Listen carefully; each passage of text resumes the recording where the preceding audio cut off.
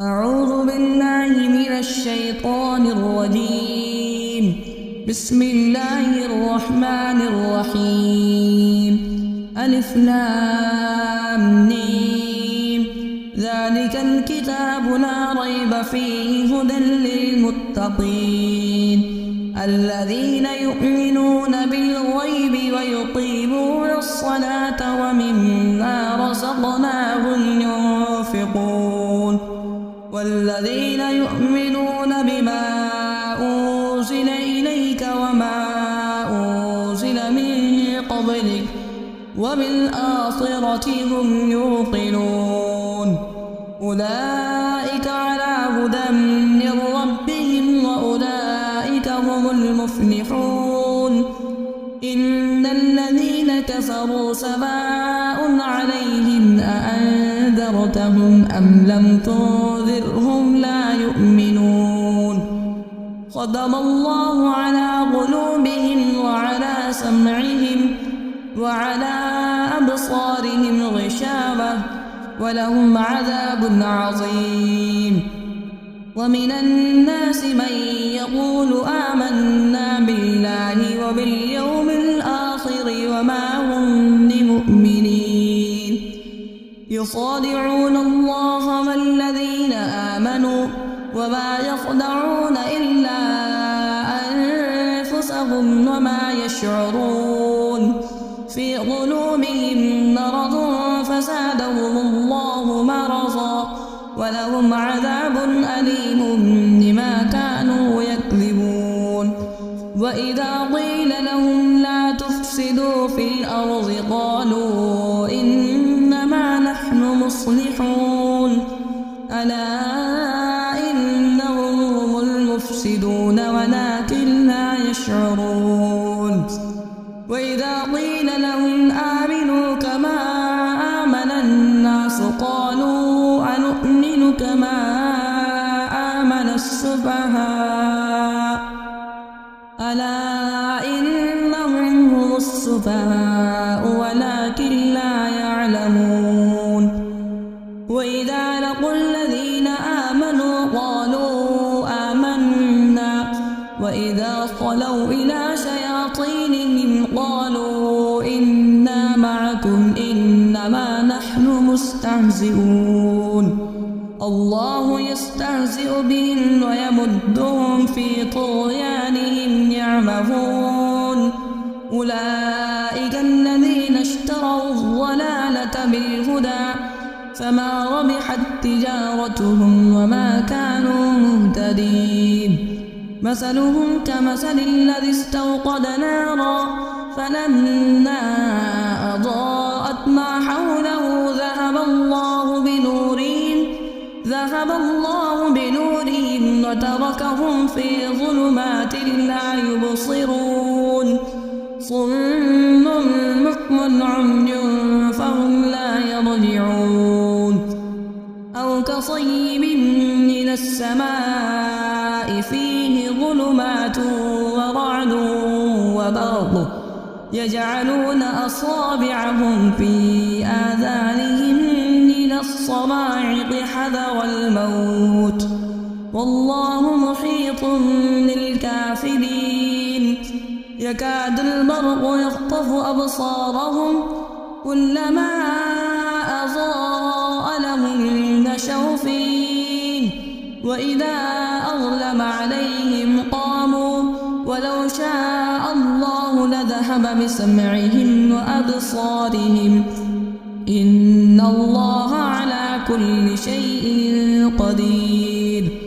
يا أيها الناس اعبدوا ربكم الذي خلقكم والذين من قبلكم لعلكم تتقون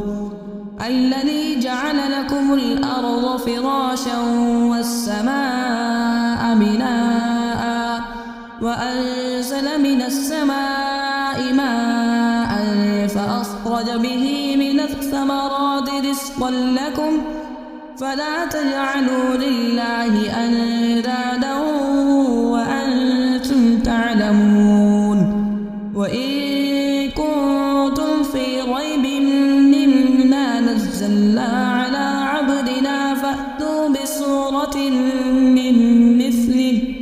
وادعوا شهداءكم من دون الله إن كنتم صادقين فإن لم تفعلوا ولن تفعلوا فاتقوا النار التي وقودها الناس والحجارة أعدت للكافرين وبشر الذين آمنوا وعملوا الصالحات أن لهم جنات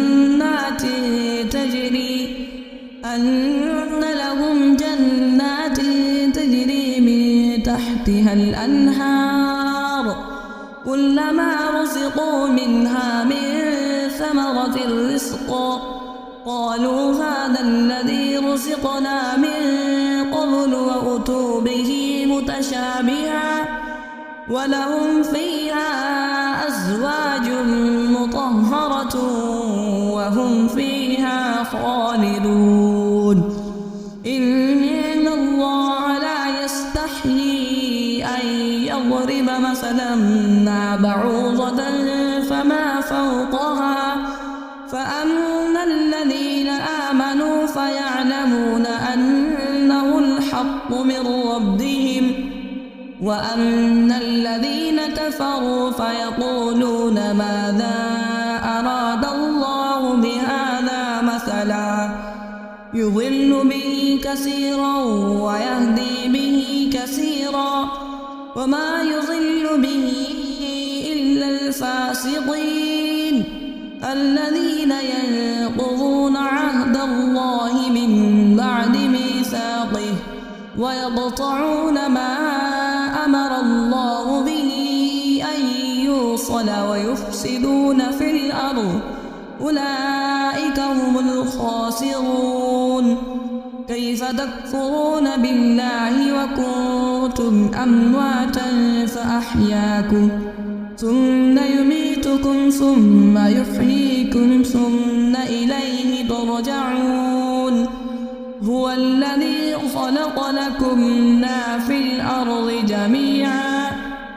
ثم استوى إلى السماء فسواهن 7 سماوات وهو بكل شيء عليم وإذ قال ربك للملائكة إني جاعل في الأرض خليفة قالوا أتجعل فيها من يفسد فيها ويسفك الدماء ونحن نسبح بحمدك ونقدس لك قال إني أعلم ما لا تعلمون وعلم آدم الأسماء كلها ثم عرضهم على الملائكة فقال أنبئوني بأسماء هؤلاء إن كنتم صادقين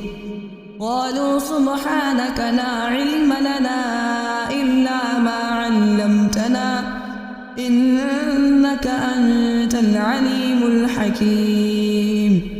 قال يا آدم أنبئهم بأسمائهم فلما أنبأهم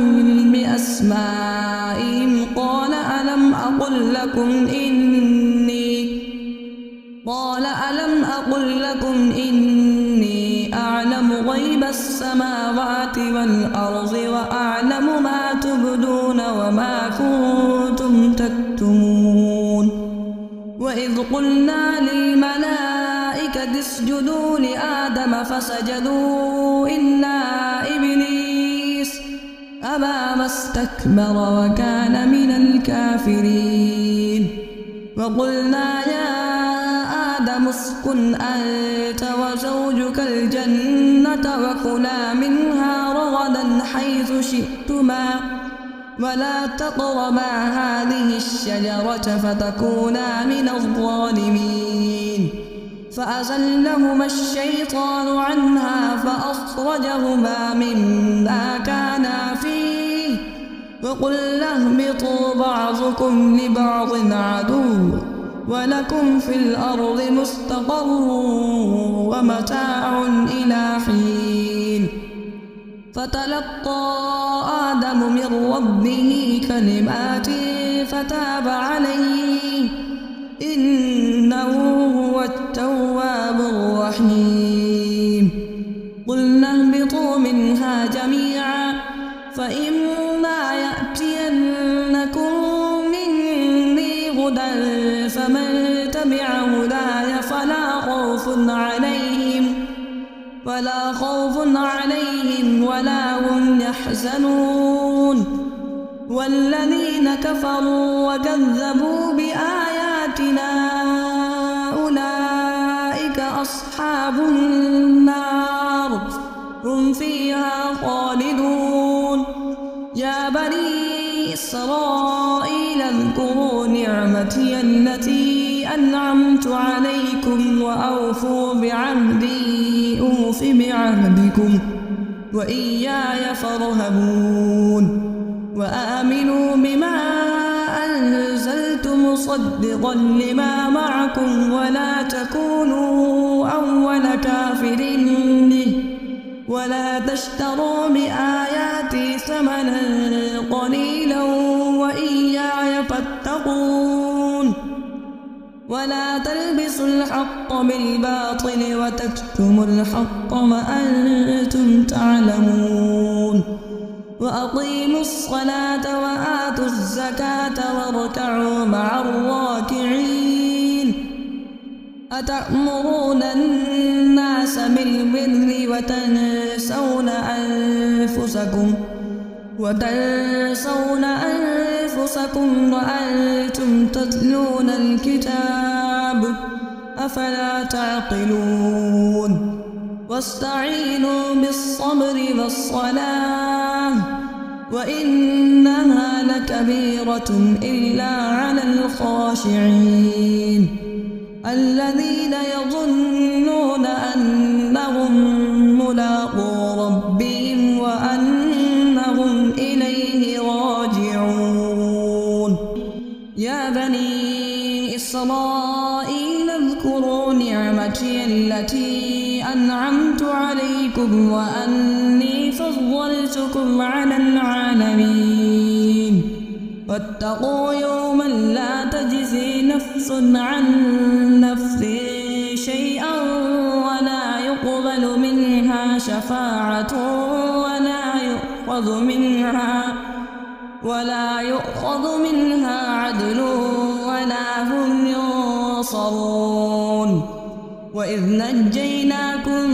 من آل فرعون يسومونكم سوء العذاب يذبحون أبناءكم ويستحيون نساءكم وفي ذلكم بلاء من ربكم عظيم وإذ فرقنا بكم البحر فأنجيناكم وأغرقنا آل فرعون وأنتم تنظرون وإذ واعدنا موسى 40 ليلة ثم اتخذتم العجل من بعده وأنتم ظالمون ثم عفونا عنكم من بعد ذلك لعلكم تشكرون وإذ آتينا موسى الكتاب والفرقان لعلكم تهتدون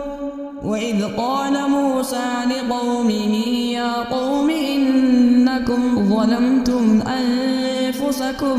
باتخاذكم العجل فتوبوا إلى بارئكم فاقتلوا أنفسكم ذلكم خير لكم عند بارئكم فتاب عليكم إنه هو التواب الرحيم وإذ قلتم يا موسى لن نؤمن لك حتى نرى الله جهرة فأخذتكم الصاعقة وأنتم تنظرون ثم بعثناكم من بعد موتكم لعلكم تشكرون وظللنا عليكم الغمام وأنزلنا عليكم المن والسلوى كلوا من طيبات ما رزقناكم وما ظلمونا ولكن كانوا أنفسهم يظلمون وإذ قلنا ادخلوا هذه القرية فكلوا منها حيث شئتم رغدا وادخلوا الباب سجدا وقولوا حطة نغفر لكم خطاياكم وسنزيد المحسنين وبدل الذين ظلموا قولا غير الذي قيل لهم فأنزلنا على الذين ظلموا رجزا من السماء بما كانوا يفسقون وإذ استسقى موسى لقومه فقلنا اضرب بعصاك الحجر فانفجرت منه 12 عينا قد علم كل أناس مشربهم كلوا واشربوا من رزق الله ولا تعثوا في الأرض مفسدين وإذ قلتم يا موسى لن نصبر على طعام واحد فادع لنا ربك يخرج لنا مما تنبت الأرض من بقلها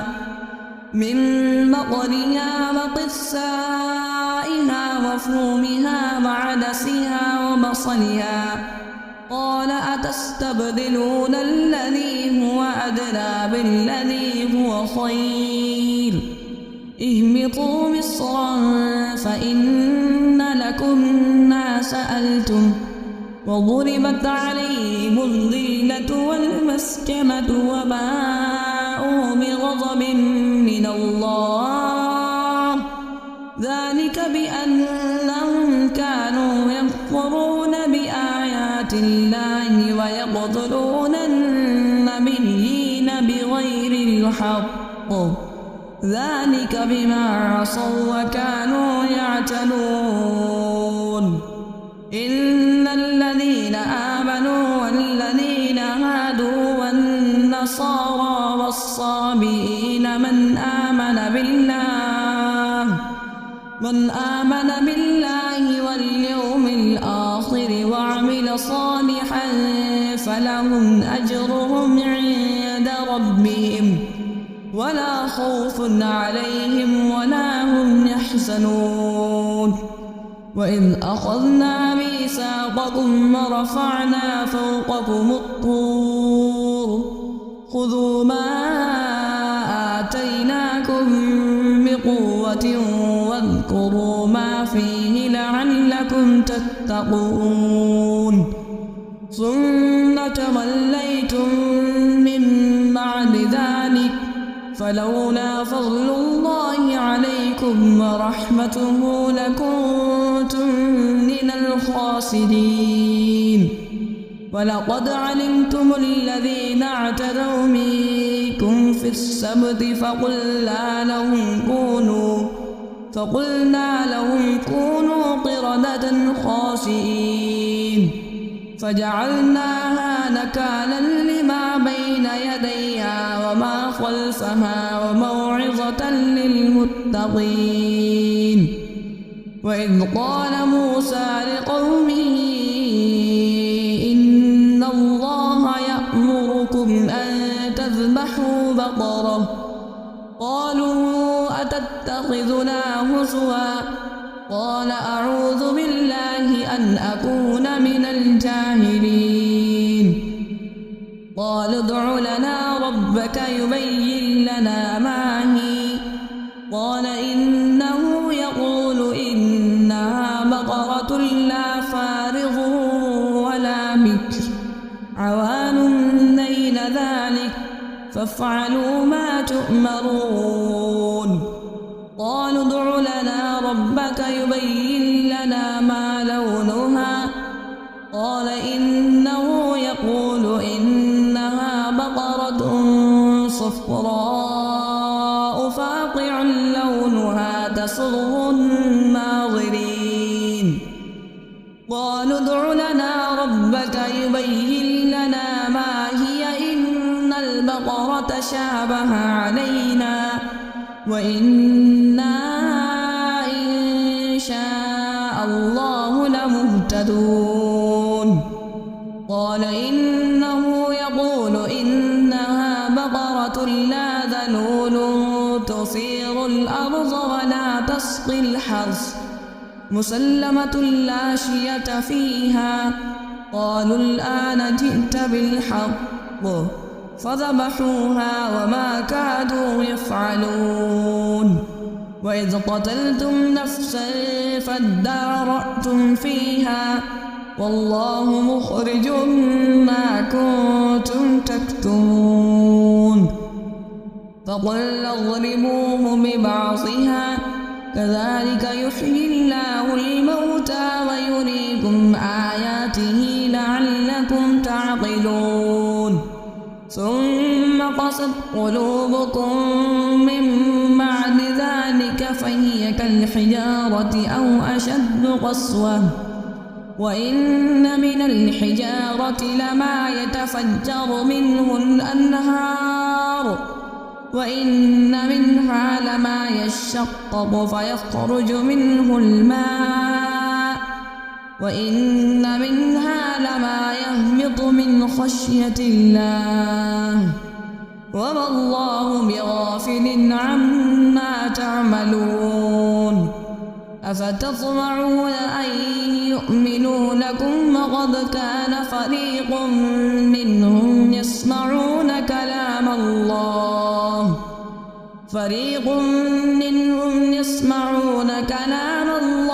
ثم يحرفونه من بعد ما عقلوه وهم يعلمون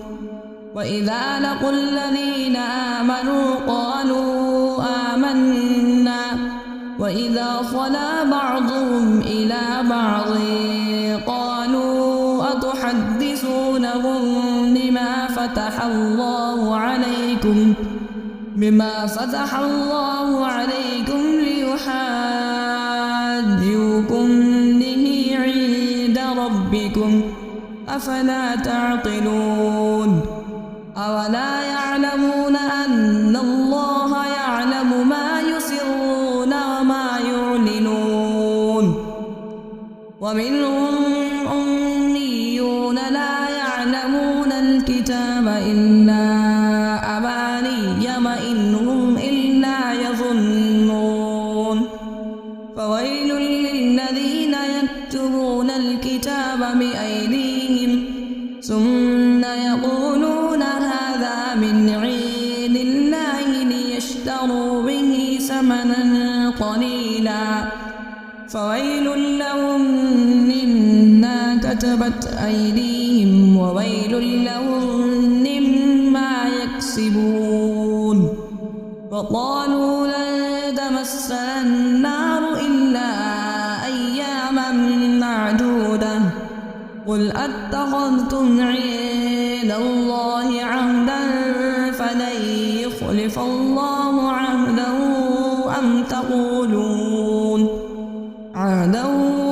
أم تقولون على الله ما لا تعلمون بلى من كسب سيئة وأحاطت به خطيئته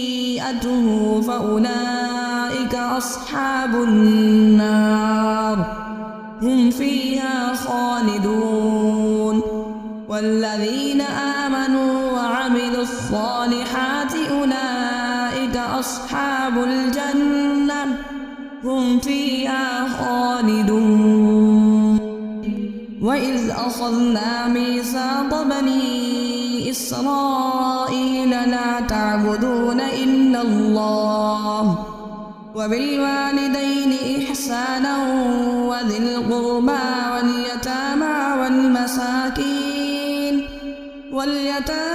والمساكين وقولوا للناس حسنا وأقيموا الصلاة وآتوا الزكاة ثم توليتم إلا قليلا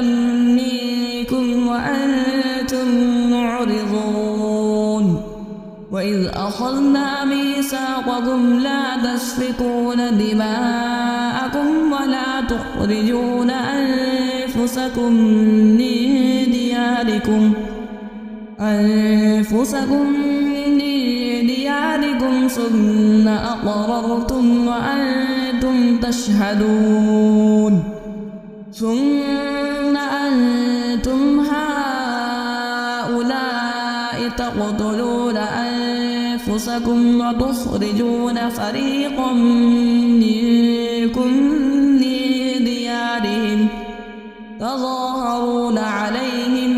بالإثم والعدوان وإن يأتوكم أسارى تفادوهم وهو محرم عليكم إخراجهم أفتؤمنون ببعض الكتاب وتكفرون ببعض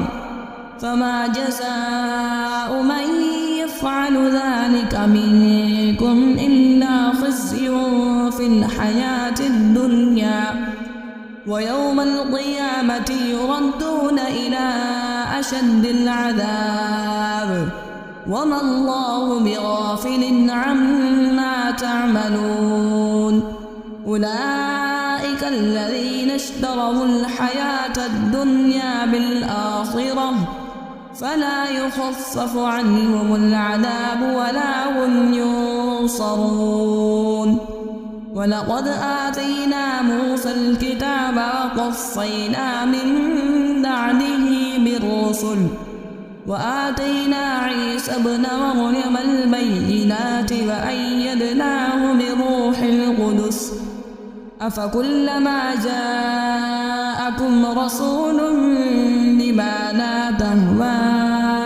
أنفسكم استكبرتم ففريقا كذبتم وفريقا تقتلون وقالوا قلوبنا غلف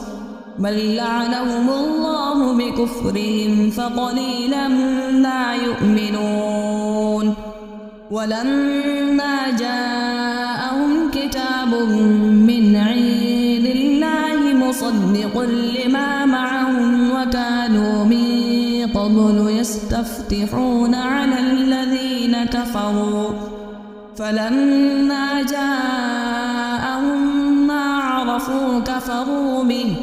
فلعنة الله على الكافرين بئس ما اشتروا به أنفسهم أن يكفروا بما أنزل الله بغيا أن ينزل الله من فضله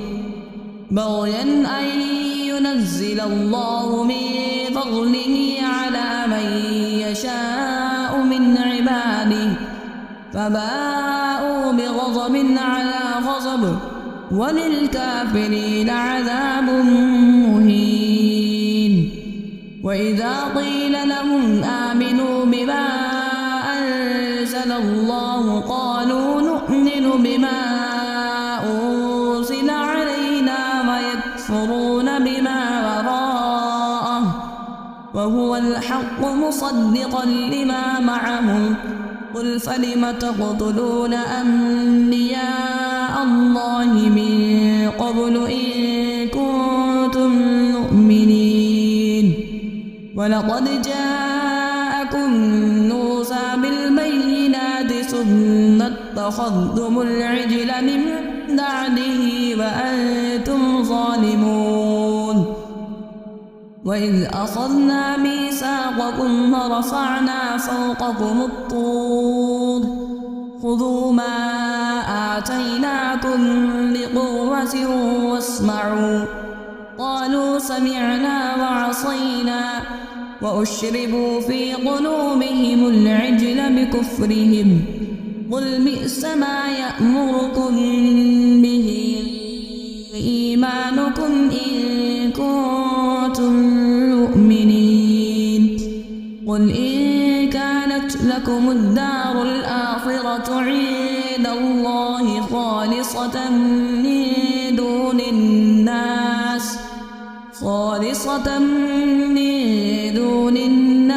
فتمنوا الموت إن كنتم كنتم صادقين ولن يتمنوه أبدا بما قدمت أيديهم والله عليم بالظالمين ولتجدنهم أحرص الناس على حياة ومن الذين أشركوا يود أحدهم لو يعمر 1000 سنة وما هو بمزحزحه من العذاب أن يعمر والله بصير بما يعملون قل من كان عدوا لجبريل فإنه نزله على قلبك بإذن الله مصدقا لما بين يديه وهدى وبشرى للمؤمنين من كان عدوا لله وملائكته ورسله وجبريل وميكال فإن الله عدو للكافرين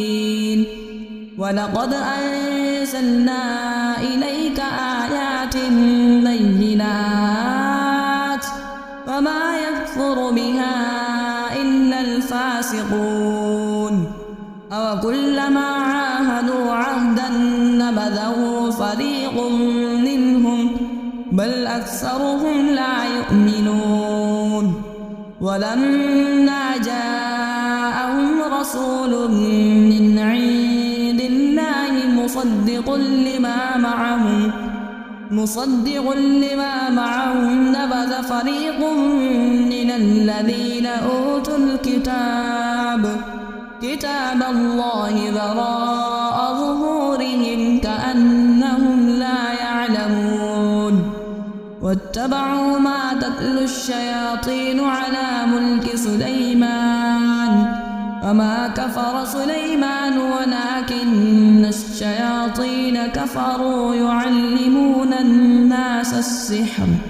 وما أنزل على الملكين ببابل هاروت وماروت وما يعلمان من أحد حتى يقولا إنما نحن فتنة فلا تكفر فيتعلمون منهما ما يفرقون به بين المرء وزوجه وما هم بضارين به من أحد إلا بإذن الله ويتعلمون ما يضرهم ولا ينفعهم ولقد علموا لمن اشتراه ما له في الآخرة من خلاق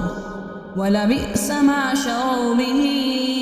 أنفسهم لو كانوا يعلمون ولو أنهم آمنوا واتقوا لمثوبة من عند الله خير لو كانوا يعلمون يا أيها الذين آمنوا لا تقولوا راعنا وقولوا انظرنا واسمعوا وللكافرين عذاب أليم ما يود الذين كفروا من أهل الكتاب ولا المشركين أن ينزل عليكم من خير من ربكم والله يختص برحمته من يشاء والله ذو الفضل العظيم ما ننسخ من آية أو ننسها نأت بخير منها أو مثلها ألم تعلم أن الله على كل شيء قدير ألم تعلم أن الله له ملك السماوات والأرض وما لكم من دون الله من ولي ولا نصير أم تريدون أن تسألوا رسولكم كما سئل موسى من قبل ومن يتبدل الكفر بالإيمان فقد ضل سواء السبيل ود كثير من أهل الكتاب لو يردونكم من بعد إيمانكم كفارا حسدا من عند أنفسهم من بعد ما تبين لهم الحق فاعفوا واصفحوا حتى يأتي الله بأمره إن الله على كل شيء قدير وأقيموا الصلاة وآتوا الزكاة وما تقدموا لأنفسكم من خير تجدوه عند الله إن الله بما تعملون بصير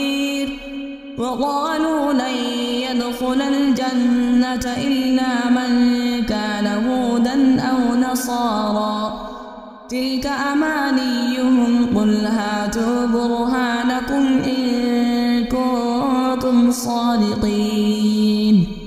بلى من أسلم وجهه لله وهو محسن فله أجره عند ربه ولا خوف عليهم ولا هم يحزنون وقالت اليهود ليست النصارى على شيء وقالت النصارى ليست اليهود على شيء وهم يتلون الكتاب كذلك قال الذين لا يعلمون مثل قولهم فالله يحكم بينهم يوم القيامة فيما كانوا فيه يختلفون ومن أظلم ممن منع مساجد الله أن يذكر فيها اسمه وسعى في خرابها أولئك ما كان لهم أن يدخلوها إلا خائفين لهم في الدنيا خزي ولهم في الآخرة عذاب عظيم ولله المشرق والمغرب فأينما تولوا فثم وجه الله إن الله واسع عليم وقالوا اتخذ الله ولدا سبحانه بل له ما في السماوات والأرض كل له قانتون بديع السماوات والأرض وإذا قضى أمرا فإنما يقول له كن فيكون وقال الذين لا يعلمون لولا يكلمنا الله أو تأتينا آية كذلك قال الذين من قبلهم مثل قولهم تشابهت قلوبهم قد بينا الآيات لقوم يوقنون إنا أرسلناك بالحق بشيرا ونذيرا ولا تسأل عن أصحاب الجحيم ولن ترضى عنك اليهود ولا النصارى حتى تتبع ملتهم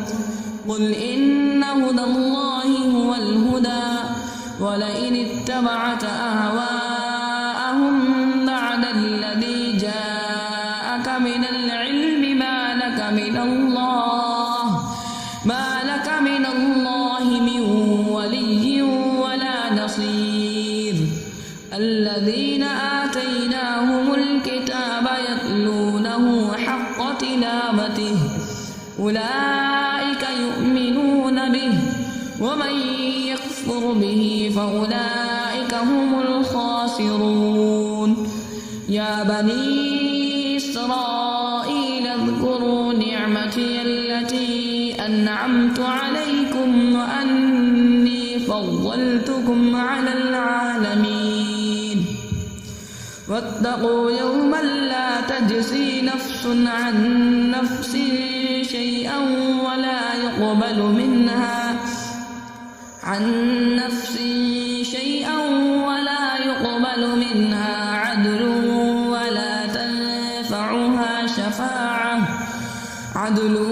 ولا تنفعها شفاعة ولا هم ينصرون وإذ ابتلى إبراهيم ربه بكلمات فأتمهن قال إني جاعلك للناس إماما قال ومن ذريتي قال لا ينال عهد الظالمين وإذ جعلنا البيت مثابة للناس وأمنا واتخذوا من مقام إبراهيم مصلى وعهدنا إلى إبراهيم وإسماعيل أن طهرا بيتي للطائفين والعاكفين والركع السجود وإذ قال إبراهيم رب اجعل هذا بلدا آمنا وارزق أهله من الثمرات من آمن منهم بالله واليوم الآخر قال ومن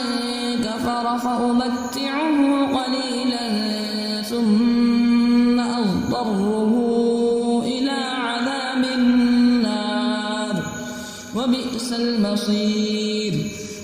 وإذ يرفع إبراهيم القواعد من البيت وإسماعيل ربنا تقبل منا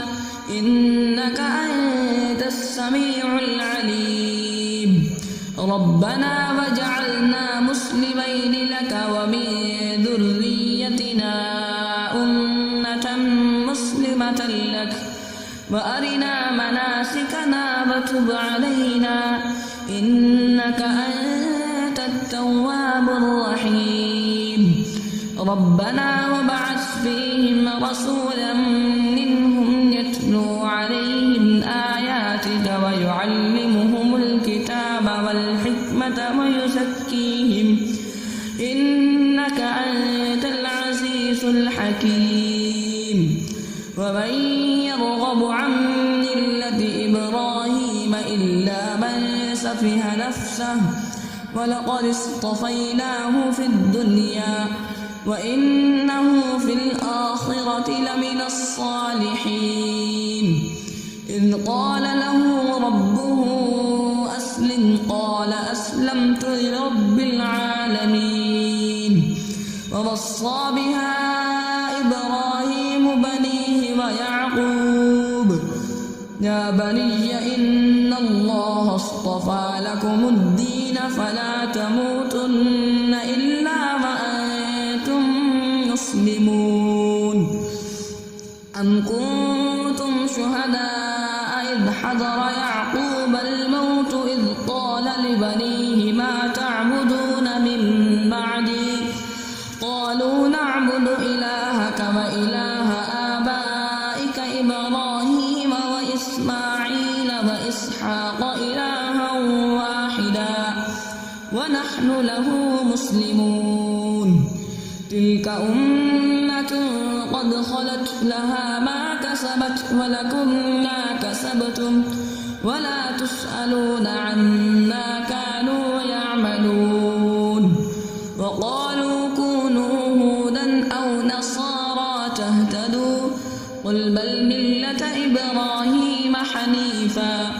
وما كان من المشركين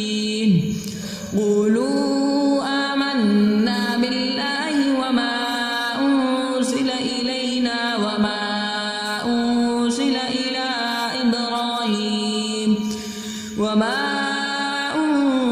إلى إبراهيم وإسماعيل وإسحاق ويعقوب والأسباط وما أوتي موسى وعيسى وما أوتي النبيون من ربهم لا نفرق بين أحد منهم ونحن له مسلمون فإن آمنوا بمثل اهتدوا وإن تولوا فإنما هم في شقاق فسيكفيكهم الله وهو السميع العليم صبغة الله ومن أحسن من الله صبغة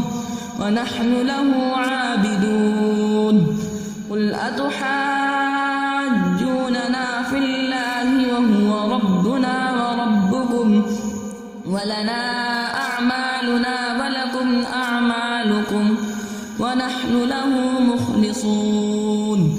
أم تقولون إن إبراهيم وإسماعيل وإسحاق ويعقوب والأسباط كانوا هودا أو نصارى قل أأنتم أعلم أم الله ومن أظلم ممن كتم شهادة عنده من الله وما الله بغافل عما تعملون تلك أمة قد خلت لها ما كسبت ولكم ما كسبتم ولا تسألون عما كانوا يعملون سيقول السفهاء من الناس ما ولاهم عن قبلتهم التي كانوا عليها قل لله المشرق والمغرب يهدي من يشاء إلى صراط مستقيم وكذلك جعلناكم أمة وسطا لتكونوا شهداء على الناس ويكون الرسول عليكم شهيدا وما جعلنا القبلة التي كنت عليها إلا لنعلم من يتبع الرسول ممن ينقلب على عقبيه وإن كانت لكبيرة إلا على الذين هدى الله وما كان الله ليضيع إيمانكم إن الله بالناس لرؤوف رحيم قد نرى تقلب وجهك في السماء فلنولينك قبلة ترضاها فول وجهك شطر المسجد الحرام وحيث ما كنتم فولوا وجوهكم شطره وإن الذين أوتوا الكتاب لا يعلمون أنه الحق من ربهم وما الله بغافل عما يعملون ولئن أتيت الذين أوتوا الكتاب بكل آية فاتبعوا قبلته وما أنت بتابع قبلتهم وما بعضهم لتابع قبلة بعض ولئن اتبعت آباءهم من بعد ما جاءك من العلم إنك إذا لمن الظالمين الذين آتيناهم الكتاب يعرفونه كما يعرفون أبناءهم وإن فريقا منهم لا يكتمون الحق وهم يعلمون الحق من ربك فلا تكونن من الممترين ولكل وجهة هو موليها فاستبقوا الخيرات أينما تكونوا يأتي بكم الله جميعا إن الله على كل شيء قدير ومن حيث خرجت فول وجهك شطر المسجد الحرام وإنه للحق من ربك والله بغافل عما تعملون ومن حيث خرجت فول وجهك شطر المسجد الحرام وحيث ما كنتم فولوا وجوهكم شطره لئلا يكون للناس عليكم حجة إلا الذين ظلموا منهم فلا تخشوهم واخشوني ولأتم نعمتي عليكم ولعلكم تهتدون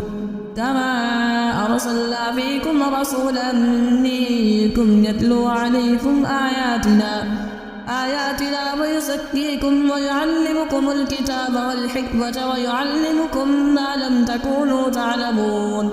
فاذكروني أذكركم واشكروا لي ولا تكفرون يا أيها الذين آمنوا استعينوا بالصبر والصلاة إن الله مع الصابرين ولا تقولوا لمن يقتل في سبيل الله أموات بل أحياء ولكن لا تشعرون ولنبلونكم بشيء من الخوف والجوع ونقص من الأموال ونقص من الأموال والأنفس والثمرات وبشر الصابرين الذين إذا أصابتهم مصيبة قالوا إنا لله وإنا إليه راجعون أولئك عليهم صلوات من ربهم ورحمة وأولئك هم المهتدون إن الصفا والمروة من شعائر الله فمن حج البيت أو اعتمر فلا جناح عليه أن يطوف بهما ومن تطوع خيرا فإن الله شاكر عليم إن الذين يكتمون ما أنزلنا من البينات والهدى من بعد ما بيناه للناس بالكتاب أولئك يلعنهم الله ويلعنهم اللاعنون إلا الذين تابوا وأصلحوا وبينوا فأولئك أتوب عليهم وأنا التواب الرحيم إن الذين كفروا وماتوا وهم كفار أولئك عليهم لعنة الله والملائكة والناس أجمعين خالدين فيها لا يخفف عنهم العذاب ولا هم ينصرون وإلهكم إله واحد لا إله إلا هو الرحمن الرحيم إن في خلق السماوات والأرض واختلاف الليل والنهار والفلك التي تجري في البحر بما ينفع الناس وما أنزل الله من السماء من ماء فأحيا به الأرض بعد موتها وبث فيها من كل دابة وتصريف الرياح والسحاب المسخر بين السماء والأرض لآيات لقوم يعقلون ومن الناس من يتخذ من دون الله أندادا يحبونهم كحب الله والذين آمنوا أشد حبا لله ولو يرى الذين ظلموا إذ يرون العذاب أن القوة لله جميعا وأن الله شديد العذاب إذ تبرأ الذين اتبعوا من الذين اتبعوا ورأوا العذاب وتقطعت بهم الأسباب وقال الذين اتبعوا لو أن لنا كرة فنتبرأ منهم كما تبرأوا منا كذلك يريهم الله أعمالهم حسرات عليهم وما هم بخارجين من النار يا أيها الناس كلوا مما في الأرض حلالا طيبا ولا تتبعوا خطوات الشيطان إنه لكم عدو مبين إنما يأمركم بالسوء والفحشاء وأن تقولوا على الله ما لا تعلمون وإذا قيل لهم اتبعوا ما أنزل الله قالوا بل نتبع ما ألفينا عليه آباءنا أولو كان آباؤهم لا يعقلون شيئا ولا يهتدون ومثل الذين كفروا كمثل الذي ينعق بما لا يسمع إلا دعاء ونداء صم بكم عمي فهم لا يعقلون يا أيها الذين آمنوا كلوا من طيبات ما رزقناكم واشكروا لله إن كنتم إياه تعبدون إنما حرم عليكم الميتة والدم ولحم الخنزير وما أهل به لغير الله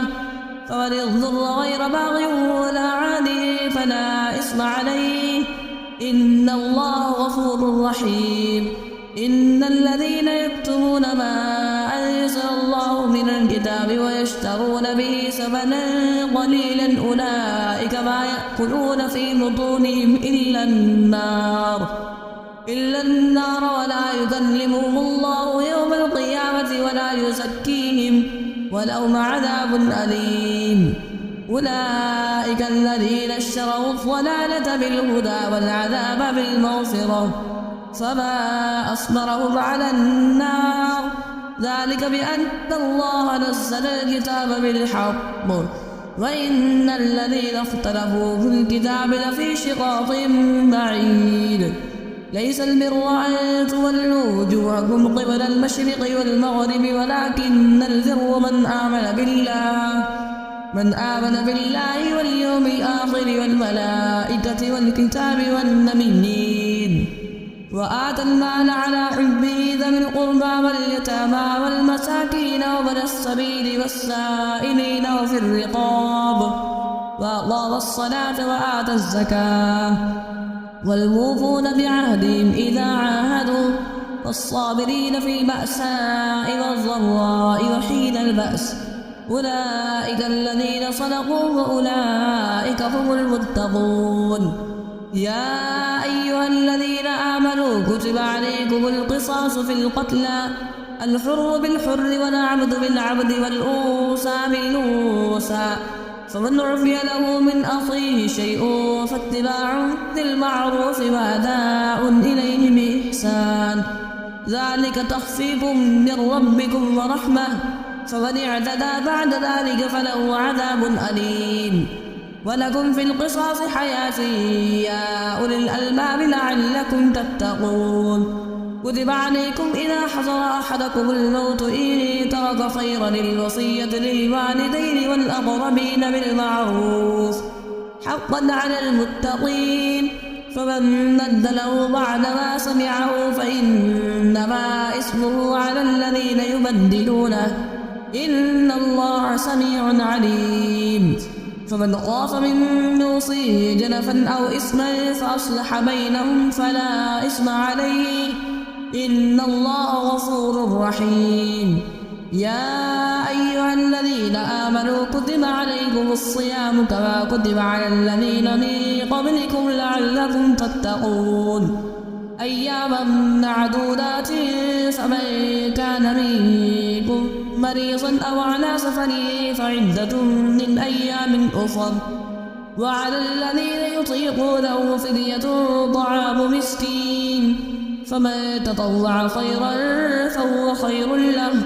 وأن تصوموا خير لكم إن كنتم تعلمون.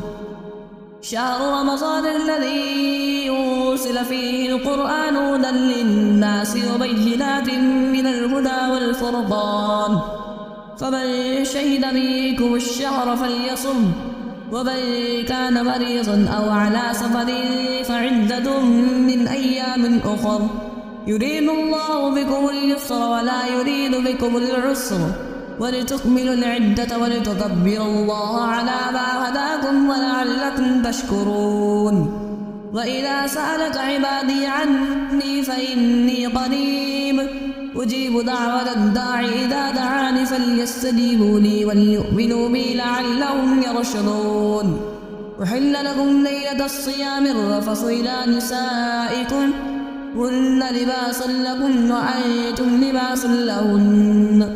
علم الله أنكم كنتم تختانون أنفسكم فتاب عليكم وعفى عنكم فالآن باشروهن وابتغوا ما كتب الله لكم وكلوا واشربوا حتى يتبين لكم الخيط الأبيض من الخيط الأسود من الفجر ثم أتموا الصيام إلى الليل ولا تباشروهن وأنتم عاكفون في المساجد تلك حدود الله فلا تقربوها كذلك يبين الله آياته للناس لعلهم يتقون. ولا تأكلوا أموالكم بينكم بالباطل وتدلوا بها إلى الحكام لتأكلوا فريقا من أموال الناس بالإثم وأنتم تعلمون. يسألونك عن الأهلة قل هي مواقيت للناس والحج وليس البر بأن تأتوا البيوت من ظهورها ولكن البر من اتقى وأتوا البيوت من أبوابها واتقوا الله لعلكم تفلحون. وقاتلوا في سبيل الله الذين يقاتلونكم ولا تعتدوا إن الله لا يحب المعتدين. واقتلوهم حيث ثقفتموهم وأخرجوهم من حيث أخرجوكم والفتنة أشد من القتل ولا تقاتلوهم عند المسجد الحرام حتى يقاتلوكم فيه فإن قاتلوكم فاقتلوهم كذلك جزاء الكافرين فإن انتهوا فإن الله غفور رحيم وقاتلوهم حتى لا تكون فتنة ويكون الدين لله فإن انتهوا فلا عدوان إلا على الظالمين الشهر الحرام بالشهر الحرام والحرمات قصاص فمن اعتدى عليكم فاعتدوا عليه بمثل ما اعتدى عليكم واتقوا الله واعلموا أن الله مع المتقين وأنفقوا في سبيل الله ولا تلقوا بأيديكم إلى التهلكة وأحسنوا إن الله يحب المحسنين وأتموا الحج والعمرة لله فإن أحصرتم فما استيسر من الهدي ولا تحلقوا رؤوسكم حتى يبلغ الهدي محله فمن كان منكم مريضا أو به أذى من رأسه ففدية من صيام أو صدقة أو نسك فإذا أمنتم فمن تمتع بالعمرة إلى الحج فما استيسر من الهدي فمن لم يجد فصيام 3 أيام بالحج و7 إذا رجعتم تلك 10 كاملة ذلك لمن لم يكن أهله حاضر المسجد الحرام واتقوا الله واعلموا أن الله شديد العقاب الحج أشهر معلومات فمن فرض فيهن الحج فلا رفث ولا فسوق ولا جدال في الحج وما تفعلوا من خير يعلمه الله وتزودوا فإن خير الزاد التقوى واتقون يا أولي الألباب ليس عليكم جناح أن تبتغوا فضلا من ربكم فإذا أفضتم من عرفات فاذكروا الله عند المشعر الحرام واذكروه كما هداكم وإن كنتم من قبله لمن الضالين ثم أفيضوا من حيث أفاض الناس واستغفروا الله إن الله غفور رحيم فإذا قضيتم مناسككم فاذكروا الله كذكركم آباءكم أو أشد ذكرا فمن الناس من يقول ربنا آتنا في الدنيا وما له في الآخرة من خلاق ومنهم من يقول ربنا آتنا في الدنيا حسنة وفي الآخرة حسنة وقنا عذاب النار أولئك لهم نصيب مما كسبوا والله سريع الحساب واذكروا الله في أيام معدودات فمن تعجل في يومين فلا إثم عليه ومن تأخر فلا إثم عليه لمن اتقى واتقوا الله واعلموا أنكم إليه تحشرون ومن الناس من يعجبك قوله في الحياة الدنيا ويشهد الله على ما في قلبه وهو ألد الخصام وإذا تولى سعى في الأرض ليفسد فيها ويهلك الحرث والنسل والله لا يحب الفساد وإذا قيل له اتق الله أخذته العزة بالإثم فحسبه جهنم ولبئس المهاد ومن الناس من يشري نفسه ابتغاء مرضات الله والله رؤوف بالعباد يا أيها الذين آمنوا ادخلوا في السلم كافة ولا تتبعوا خطوات الشيطان إنه لكم عدو مبين فإن سللتم من بعد ما جاءتكم البينات فاعلموا أن الله عزيز حكيم هل ينظرون إلا أن يأتيهم الله في ظلل من الغمام والملائكة وقضي الأمر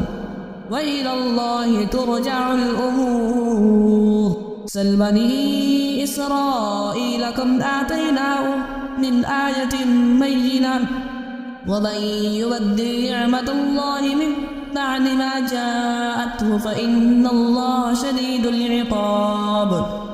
زين للذين كفروا الحياة الدنيا ويسخرون من الذين آمنوا والذين اتقوا فوقهم يوم القيامة والله يرزق من يشاء بغير حساب. كان الناس أمة واحدة فبعث الله النبيين مبشرين ومنذرين وأنزل معهم الكتاب بالحق ليحكم بين الناس فيما اختلفوا فيه وما اختلف فيه إلا الذين أوتوه من بعد ما جاءتهم البينات بغيا بينهم فهدى الله الذين آمنوا لما اختلفوا فيه من الحق بإذنه والله يهدي من يشاء إلى صراط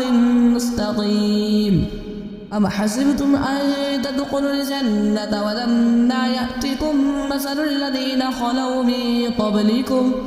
مستهم البأساء والضراء وزلزلوا حتى يقول الرسول والذين آمنوا معه متى نصر الله ألا إن نصر الله قريب. يسألونك ماذا ينفقون قل ما أنفقتم من خير فللوالدين والأقربين واليتامى والمساكين ومن السبيل وما تفعلوا من خير فإن الله به عليم. كتب عليكم القتال وهو كره لكم وعسى أن تكرهوا شيئا وهو خير لكم وعسى أن تحبوا شيئا وهو شر لكم والله يعلم وأنتم لا تعلمون. يسألونك عن الشهر الحرام قتال فيه قل القتال فيه كبير وصد عن سبيل الله وكفر به والمسجد الحرام وإخراج أهله منه أكبر عند الله والفتنة أكبر من القتل ولا يزالون يقاتلونكم حتى يردوكم عن دينكم إن استطاعوا ومن يرتد منكم عن دينه فيمت وهو كافر فأولئك حبطت أعمالهم في الدنيا والآخرة وأولئك أصحاب النار هم فيها خالدون. إن الذين آمنوا والذين هاجروا وجاهدوا في سبيل الله أولئك يرجون رحمة الله والله غفور رحيم. يسألونك عن الخمر والميسر قل فيهما إثم كبير ومنافع للناس وإثمهما أكبر من نفعهما ويسألونك ماذا ينفقون قل العفو كذلك يبين الله لكم الآيات لعلكم تتفكرون في الدنيا والآخرة. ويسألونك عن اليتامى والإصلاح لهم خير وإن تخالطوهم فإخوانكم والله يعلم المفسد من المصلح ولو شاء الله لأعنتكم إن الله عزيز حكيم. ولا تنكحوا المشركات حتى يؤمن ولأمة مؤمنة خير من مشركة ولو أعجبتكم ولا تنكحوا المشركين حتى يؤمنوا ولعبد مؤمن خير من مشرك ولو أعجبكم أولئك يدعون إلى النار والله يدعو إلى الجنة والمغفرة بإذنه ويبين آياته للناس لعلهم يتذكرون. ويسألونك عن المحيض قل هو أذى فاعتزلوا النساء في المحيض ولا تقربوهن حتى يطهرن فإذا تطهرن فأتوهن من حيث أمركم الله إن الله يحب التوابين ويحب المتطهرين.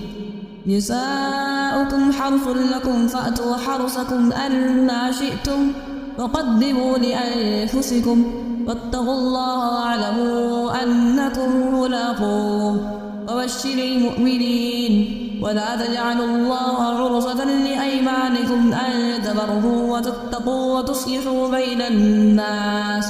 والله سميع عليم. لا يؤاخذكم الله باللغو في أيمانكم ولكن يؤاخذكم بما كسبت قلوبكم والله غفور حليم. للذين يؤلون من نسائهم تربص 4 أشهر فإن فاءوا فإن الله غفور رحيم. وإن عزموا الطلاق فإن الله سميع عليم. والمطلقات يتربصن بأنفسهن 3 قروء ولا يحل لهن أن يكتمن ما خلق الله في أرحامهن إن كن يؤمن بالله واليوم الآخر وبعولتهن أحق بردهن في ذلك إن أرادوا إصلاحا ولهن مثل الذي عليهن بالمعروف وللرجال عليهن درجة والله عزيز حكيم. الطلاق 2 فإمساكم بمعروف أو تسريح بإحسان ولا يحل لكم أن تأخذوا مما آتيتموهن شيئا إلا أن يخافا ألا يقيما حدود الله فإن خفتم ألا يقيما حدود الله فلا جناح عليهما فيما افتدت به تلك حدود الله فلا تعتدوها ومن يتعد حدود الله فأولئك هم الظالمون. فإن طلقها فلا تحل له من بعد حتى تنكح زوجا غيره فإن طلقها فلا جناح عليهما أن يتراجعا إن ظنا أن يقيما حدود الله وتلك حدود الله يبينها لقوم يعلمون. وإذا طلقتم النساء فبلغن أجلهن فأمسكوهن بمعروف أو سرحوهن بمعروف ولا تمسكوهن ضرارا لتعتدوا ومن يفعل ذلك فقد ظلم نفسه ولا تتخذوا آيات الله هزوا واذكروا نعمة الله عليكم وما أنزل عليكم من الكتاب والحكمة يعظكم به واتقوا الله واعلموا أن الله بكل شيء عليم. وإذا طلقتم النساء فبلغن أجلهن فلا تعضلوهن أن ينكحن أزواجهن إذا تراضوا بينهم بالمعروف ذلك يوعظ به من كان منكم يؤمن بالله واليوم الآخر ذلكم أزكى لكم وأطهر والله يعلم وأنتم لا تعلمون. والوالدات يرضعن أولادهن حولين كاملين لمن أراد أن يتم الرضاعة وعلى المولود له رزقهن وكسوتهن بالمعروف لا تكلف نفس إلا وسعها لا تضار والدة بولدها ولا مولود له بولده وعلى الوارث مثل ذلك فإن أرادا فصالا عن تراض منهما وتشاور فلا جناح عليهما. وإن أردتم أن تسترضعوا أولادكم فلا جناح عليكم إذا سلمتم ما آتيتم بالمعروف واتقوا الله واعلموا أن الله بما تعملون بصير. والذين يتوفون منكم ويذرون أزواجا يتربصن بأنفسهن 4 أشهر وعشرا فإذا بلغن أجلهن فلا جناح عليكم فيما فعلن في أنفسهن بالمعروف والله بما تعملون خبير. ولا جناح عليكم فيما عرضتم به من خطبة النساء أو أكننتم في أنفسكم علم الله أنكم ستذكرونهن ولكن لا تواعدوهن سرا إلا أن تقولوا قولا معروفا ولا تعزموا عقدة النكاح حتى يبلغ الكتاب أجله واعلموا أن الله يعلم ما في أنفسكم فاحذروه واعلموا أن الله غفور حليم. لا جناح عليكم إن طلقتم النساء ما لم تمسوهن أو تفرضوا لهن فريضة ومتعوهن على الموسع قدره وعلى المقتر قدره متاعا بالمعروف حقا على المحسنين. وإن طلقتموهن من قبل أن تمسوهن وقد فرضتم لهن فريضة فنصف ما فرضتم إلا أن يعفون أو يعفو الذي بيده عقدة النكاح وأن تعفوا أقرب للتقوى ولا تنسوا الفضل بينكم إن الله بما تعملون بصير. حافظوا على الصلوات والصلاة الوسطى وقوموا لله قانتين. فإن خفتم فرجالا أو ركبانا فإذا أمنتم فاذكروا الله كما علمكم ما لم تكونوا تعلمون. والذين يتوفون منكم يذرون أزواجا وصية لأزواجهم متاعا إلى الحول غير إخراج فإن خرجن فلا جناح عليكم فيما فعلن في أنفسهن من معروف والله عزيز حكيم. وللمطلقات متاع بالمعروف حقا على المتقين. كذلك يبين الله لكم آياته لعلكم تعقلون. ألم تر إلى الذين خرجوا من ديارهم وهم ألوف حذر الموت فقال لهم الله موتوا ثم أحياهم إن الله لذو فضل على الناس ولكن أكثر الناس لا يشكرون. وقاتلوا في سبيل الله واعلموا أن الله سميع عليم. من ذا الذي يقرض الله قرضا حسنا فيضاعفه له أضعافا كثيرة والله يقبض ويبسط وإليه ترجعون. ألم تر إلى الملأ من بني إسرائيل من بعد موسى إذ قالوا لنبي له مبعث لنا ملكا نقاتل في سبيل الله قال هل عسيتم إن كتب عليكم القتال ألا تقاتلوا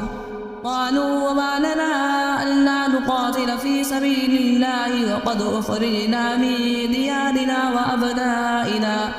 فلما كتب عليهم القتال تولوا إلا قليلا منهم والله عليم بالظالمين. وقال لهم نبيهم إن الله قد بعث لكم طالوت ملكا قالوا أنى يكون له الملك علينا ونحن أحق بالملك منه ولم يؤت سعة من المال قال إن الله اصطفاه عليكم وزاده بسطة في العلم والجسم والله يؤتي ملكه من يشاء والله واسع عليم. وقال لهم نبيهم إن آية ملكه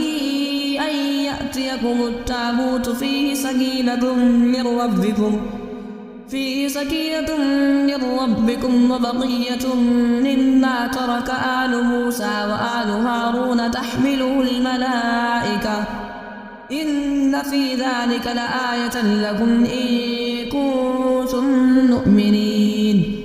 فلما فصل طالوت بالجنود قال إن الله مبتليكم بنهر فمن شرب منه فليس مني ومن لم يطعمه فإنه مني إلا من اغترف غرفة بيده فشربوا منه إلا قليلا منهم فلما جاوزه هو والذين آمنوا معه قالوا لا طاقة لنا اليوم بجالوت وجنوده قال الذين يظنون أنهم ملاقو الله كم كم من فئة قليلة غلبت فئة كثيرة بإذن الله والله مع الصابرين. ولما برزوا لجالوت وجنوده قالوا ربنا أفرغ علينا صبرا وثبت أقدامنا وانصرنا على القوم الكافرين. فهزموهم بإذن الله. وقتل داود جالوت وآتاه الله الملك والحكمة وعلمه مما يشاء. ولولا دفع الله الناس بعضهم ببعض لفسدت الأرض ولكن الله ذو فضل على العالمين. تلك آيات الله نتلوها عليك بالحق وإنك لمن المرسلين. تلك الرسل فضلنا بعضهم على بعض منهم من كلم الله ورفع بعضهم درجات. وآتينا عيسى ابن مريم البينات وأيدناه بروح القدس.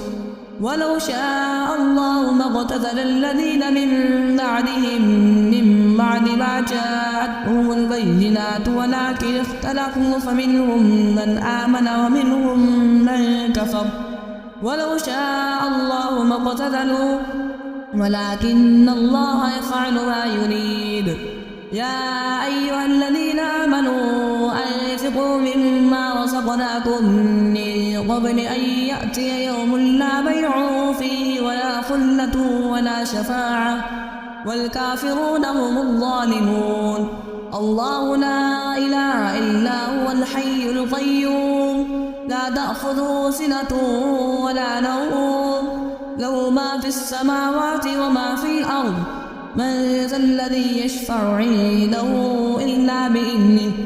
يعلم ما بين أيديهم وما خلفهم ولا يحيطون بشيء من علمه إلا بما شاء. وسع كرسيه السماوات والأرض ولا يؤوده حفظهما وهو العلي العظيم. لا إكراه في الدين قد تبين الرشد من الغي. فمن يكفر بالطاغوت ويؤمن بالله فقد استمسك بالعروة الوثقى لا انفصام لها والله سميع عليم. الله ولي الذين آمنوا يخرجهم من الظلمات إلى النور والذين كفروا أولياءهم الطاغوت يخرجونهم من النور إلى الظلمات أولئك أصحاب النار هم فيها خالدون. ألم تر إلى الذي حاج إبراهيم في ربه أن آتاه الله الملك إذ قال إبراهيم ربي الذي يحيي ويميت قال أنا أحيي وأميت. قال إبراهيم فإن الله يأتي بالشمس من المشرق فأت بها من المغرب فبهت الذي كفر والله لا يهدي القوم الظالمين. أو كالذي مر على قرية وهي خاوية على عروشها قال أنى يحيي هذه الله بعد موتها فأماته الله 100 عام ثم بعثه قال كم لبثت قال لبثت يوما أو بعض يوم قال بل لبثت 100 عام فانظر إلى طعامك وشرابك لم يتسنه وانظر إلى حمارك ولنجعلك آية للناس وانظر إلى العظام كيف ننشزها ثم نكسوها لحما فلما تبين له قال أعلم أن الله على كل شيء قدير. وإذ قال إبراهيم رب أرني كيف تحيي الموتى قال أولم تؤمن قال بلى ولكن ليطمئن قلبي قال فخذ 4 من الطير فصرهن إليك ثم اجعل على كل جبل منهن جزءا ثم ادعهن يأتينك سعيا واعلم أن الله عزيز حكيم. مثل الذين ينفقون أموالهم في سبيل الله كمثل حبة أنبتت 7 سنابل في كل سنبلة 100 حبة والله يضاعف لمن يشاء والله واسع عليم. الذين ينفقون أموالهم في سبيل الله ثم لا يتبعون ما أنفقوا منا ولا أذى لهم أجرهم عند ربهم ولا خوف عليهم ولا هم يحزنون قول معروف ومغفرة خير من صدقة يتبعها أذى والله غني حليم يا أيها الذين آمنوا لا تبطلوا صدقاتكم بالمن والأذى كالذي ينفق ماله رئاء الناس ولا يؤمن بالله واليوم الآخر فمثله كمثل صفوان عليه تراب فأصابه وابل فتركه صلدا لا يقدرون على شيء مما كسبوا والله لا يهدي القوم الكافرين ومثل الذين ينفقون أموالهم ابتغاء مرضات الله وتثبيتا من أنفسهم كمثل جنة بربوة أصابها وابل فآتت أكلها ضعفين فإن لم يصبها وابل فطل والله بما تعملون بصير أيود أحدكم أن تكون له جنة من نخيل وأعناب تجري من تحتها الأنهار له فيها من كل الثمرات فأصابه الكبر وله ذرية فأصابها إعصار فيه نار فاحترقت كذلك يبين الله لكم الآيات لعلكم تتفكرون يا أيها الذين آمنوا أنفقوا من طيبات ما كسبتم ومما أخرجنا لكم من الأرض ولا تيمموا الخبيث منه تنفقون ولستم بآخره إلا أن تغمضوا فيه واعلموا أن الله غني حميد الشيطان يعدكم الفقر ويأمركم بالفحشاء والله يعدكم مغفرة منه وفضلا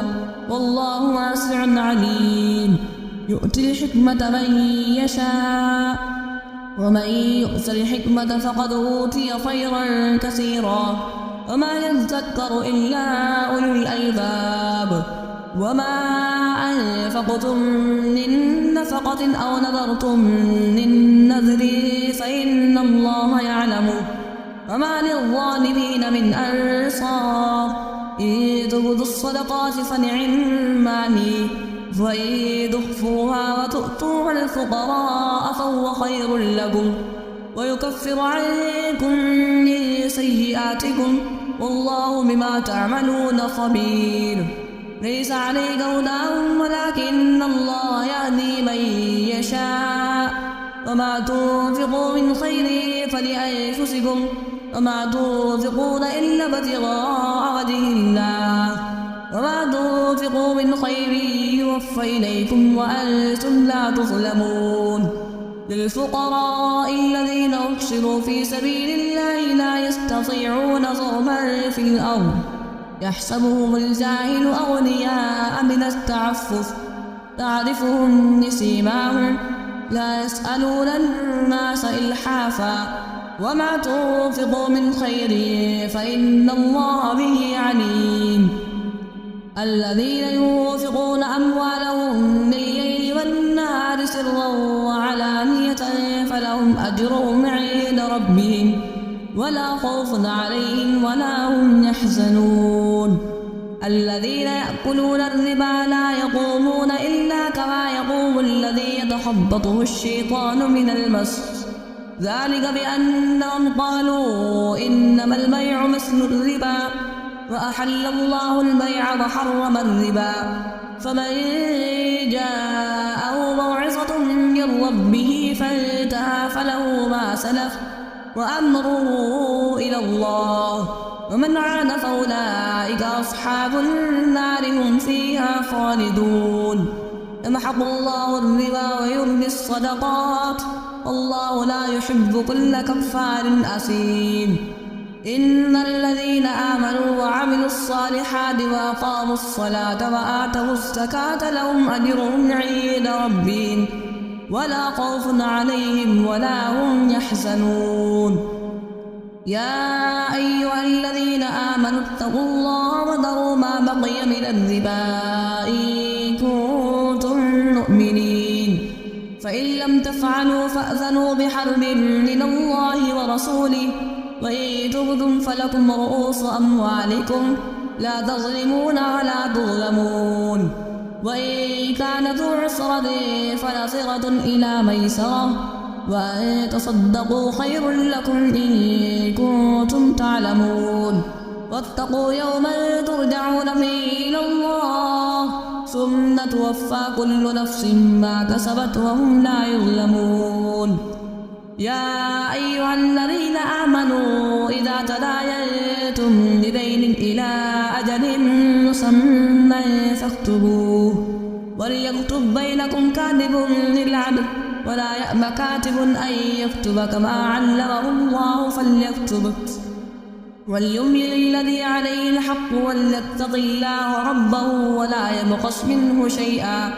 فإن كان الذي عليه الحق سفيها أو ضعيفا أو لا يستطيع أن يمله فليملل وليه بالعدل، واستشهدوا شهيدين من رجالكم، فإن لم يكونا رجلين فرجل وامرأتان ممن ترضون من الشهداء أن تضل إحداهما فتذكر إحداهما الأخرى، ولا يأبى الشهداء إذا ما دعوا، ولا تسأموا أن تكتبوا صغيرا أو كبيرا إلى أجله، ذلكم أقسط عند الله وأقوم للشهادة وأدنى ألا ترتابوا إلا أن تكون تجارة حاضرة تديرونها بينكم، فليس عليكم جناح ألا تكتبوها، وأشهدوا إذا تبايعتم، ولا يضار كاتب ولا شهيد، وإن تفعلوا فإنه فسوق بكم، واتقوا الله ويعلمكم الله، والله بكل شيء عليم. وإن كنتم على سفر ولم تجدوا كاتبا فرهان مقبوضة، فإن أمن بعضكم بعضا فليؤدي الذي ائتمن أمانته وليتق الله ربه، ولا تكتموا الشهادة، ومن يكتمها فإنه آثم قلبه، والله بما تعملون عليم. لله ما في السماوات وما في الأرض، وإن تبدوا ما في أنفسكم أو تخفوه يحاسبكم به الله، فيغفر لمن يشاء ويعذب من يشاء، والله على كل شيء قدير. آمن الرسول بما أنزل إليه من ربه والمؤمنون كل آمن بالله وملائكته وكتبه ورسله لا نفرق بين أحد من رسله،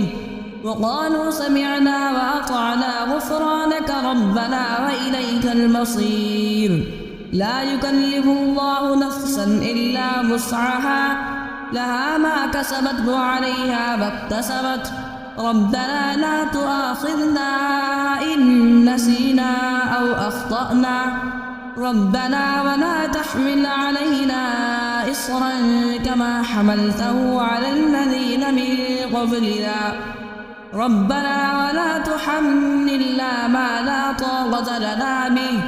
واعف عنا واغفر لنا وارحمنا أنت مولانا فانصرنا على القوم الكافرين.